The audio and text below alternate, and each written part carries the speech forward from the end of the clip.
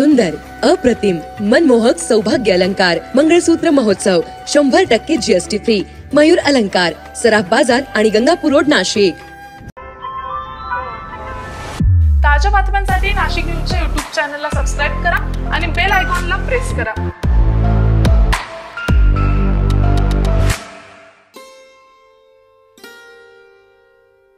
मंत्री भरत गोगावले यांनी नुकत्याच पार पडलेल्या पावसाळी अधिवेशनात कृत्रिम फुलावर बंदी आणण्याचा प्रस्ताव मांडला. या प्रस्तावानं राज्यातील मंडप डेकोरेशनचा व्यवसाय करणाऱ्यांवर एक प्रकारे उपासमारीची वेळ येऊ शकते. या प्रस्तावाच्या विरोधात नाशिकमधील मंडप अँड डेकोरेटर्स असोसिएशनच्या पदाधिकाऱ्यांनी आमदार देवयानी फरांदे यांची भेट घेत हा प्रस्ताव मागे घेण्यासाठी निवेदन दिलेलं आहे.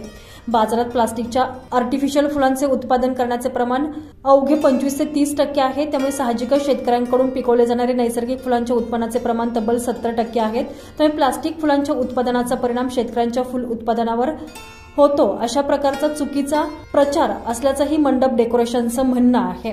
राज्यात प्लास्टिकच्या फुलांचं उत्पादन तब्बल 15,000 कोटींच्या आसपास असल्यानं या व्यवसायामुळे सुमारे 3 लाख हातांना नोकऱ्या मिळतात. त्यामुळे जर प्लास्टिक फुलांवर बंदी आणल्यास शासनाच्या आर्थिक महसुलावर देखील मोठा परिणाम होणार असल्यानं लाखो युवक बेरोजगार होतील. त्यामुळे शासनानं प्लास्टिक फुलांवर बंदी आणू नये अशी मागणी नाशिक मंडप डेकोरेटर्स असोसिएशननं केलेली आहे. या मागणीसंदर्भात असोसिएशनच्या पदाधिकाऱ्यांनी नाशिकमध्येच्या आमदार देवयानी फरांदे यांची भेट घेत भरत गोगावले यांनी सादर केलेला प्रस्ताव मागे घेण्यासंदर्भात चर्चा केली.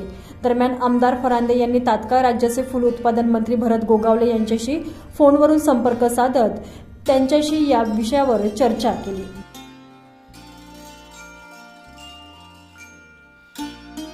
आज नाशिक जिल्हा मंडप डेकोरेटर इव्हेंट्स या सगळ्यांच्या माध्यमातून एक मला निवेदन देण्यात आले आहे की ज्याच्यामध्ये महाराष्ट्र शासनाने कृत्रिम फुलांवरती जी बंदी घातलेली त्या संदर्भामध्ये, परंतु त्या विषयाच्या बाबतीत सरसकट जी बंदी घातलेली आहे ती माननीय या विभागाचे या खात्याचे माननीय मंत्री महोदय आदरणीय आमदार भरत गोगावले साहेब यांच्याशी फोनवरून चर्चा केली आणि त्यांना विनंती केली की जी फुलं महाराष्ट्राच्या मातीमध्ये फुलत आहे, म्हणजे उदाहरण झालं झेंडू, जरबेरा, निशिगंधा, शेवंती, मोगरा आणि गुलाब, ही फुलं मुबलक प्रमाणामध्ये महाराष्ट्रामध्ये शेतकरी पिकवतात आणि त्याच्यावरती बंदी आणावी.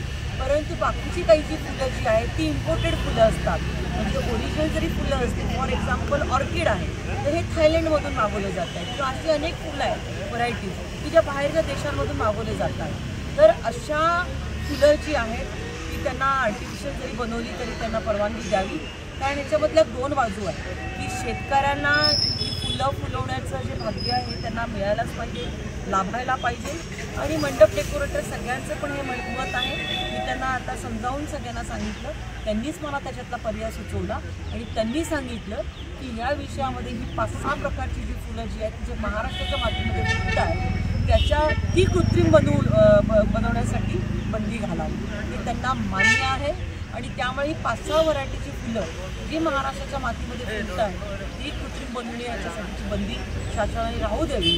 परंतु त्याच्या व्यतिरिक्त जी फुलं बाहेर परदेशातून मागवायला लागत आहेत आणि ती फुलं सामान्य माणूस असेल तर त्याला ती परवडत देखील नाही.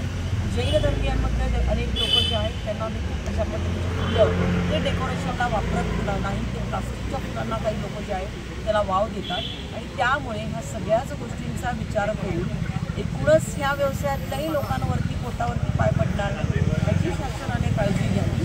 आणि जी फुलं आपल्या महाराष्ट्राच्या मातीमध्ये फुलतात त्यांना परवानगी, त्यांच्यावरती कृत्रिम फुलं त्या कृत्रिम फुलं बनवू नये जी आपल्या मातीत फुलत आहे त्याची बंदी कायम ठेवावी. मात्र जी फुलं आपण परदेशातून मागवतो, जी फुलं आपण परदेशातून मागवतो अशा सगळ्या फुलांवरती त्यांना त्याच्यासाठी देखील त्यांना परवानगी द्यावी. आणि म्हणून आपण आमदारची अजून एक बोलतो, जी काही आर्टिफिशियल फुलं बनत आहेत ती मोठ्या प्रमाणामध्ये आज चायनामधून एक्सपोर्ट होत आहे.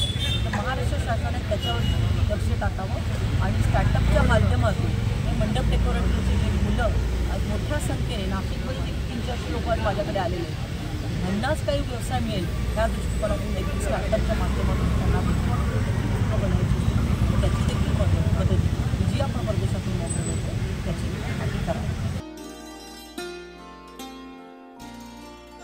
यावेळी नाशिक जिल्हा मंडप डेकोरेटर्स असोसिएशनचे अध्यक्ष केशव डिंगोरे यांनी प्रस्ताव निवेदनाच्या संदर्भात अधिक माहिती दिली.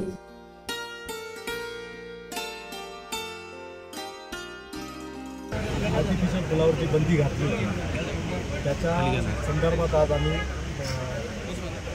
आमदार नाशिक जिल्हा मंडप डेकोरेटर असोसिएशन यांनी आज माननीय आमदार देवयानीताई फरांदे यांच्याशी भेट करून त्यांना निवेदन दिलं.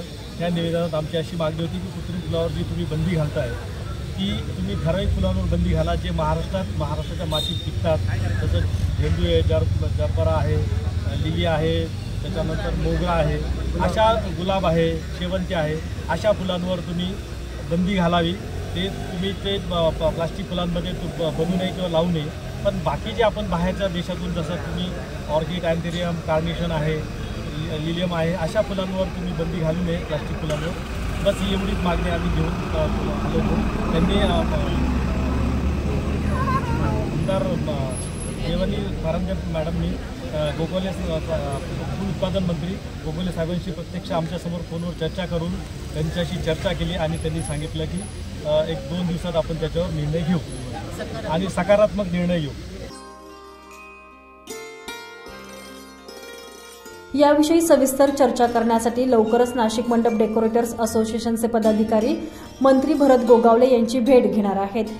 आज निवेदन देतेप्रसंगी नाशिक जिल्हा मंडप डेकोरेटर असोसिएशनचे अध्यक्ष केशव डिंगोरे, उपाध्यक्ष दाऊद कादरी, सेक्रेटरी सुनील महाले, खजिनदार अनिल अमृतकर, मंगेश ढगे, प्रमोद सानप, संपर्क प्रमुख गणेश मटाले, फ्लॉवर डेकोरेटरचे अध्यक्ष सुभाष नाईकवाडे, उपाध्यक्ष यतीन मंडलिक, लाइटिंग डेकोरेटरचे अध्यक्ष पंकज वाणी, उपाध्यक्ष मनोज शिंदे, घोडा बग्गीचे अध्यक्ष संजय दिंडे, उपाध्यक्ष अब्बास भाई, एलईडी वॉलचे अध्यक्ष शिवा देवरे, उपाध्यक्ष विजू भोईर यांच्यासह नाशिक जिल्हा मंडप डेकोरेटरचे पदाधिकारी आणि मंडप व्यावसायिक मोठ्या संख्येनं उपस्थित होते.